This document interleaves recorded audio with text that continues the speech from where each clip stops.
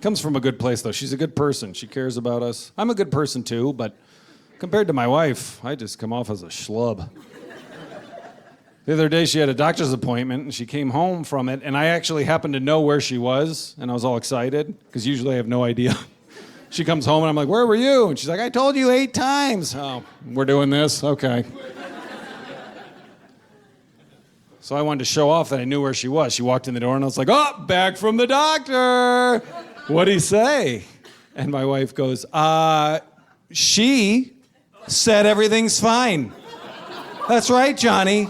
Women can be doctors, too. All right, innocent mistake. I slipped up.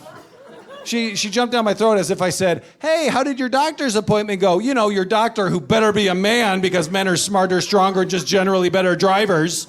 I didn't say that. I didn't say anything. I just said, he. That's all I said, he.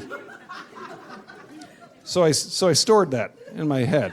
I held on to it. A couple weeks later, my wife's trying to park the car in front of the house, right? And she can't because the garbage cans are in front of the curb. And so she gets out of the car and she pulls the garbage cans onto the curb. And I came out and I was like, babe, you can't do that. You got to leave the garbage cans where they are. Otherwise, garbage man's are going to drive by, not even pick up our trash. She goes, well, can't he just pull them down when he gets there? And I said, she could if she wanted, but that's not her job. Yeah, that's right, sweetheart. Women can be garbage men, too.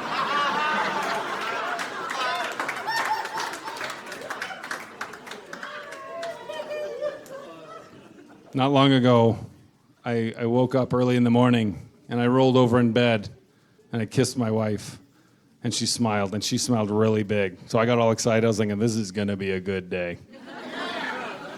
And then my wife goes, hey, can I ask you a question? Yeah, I said, yeah, sure.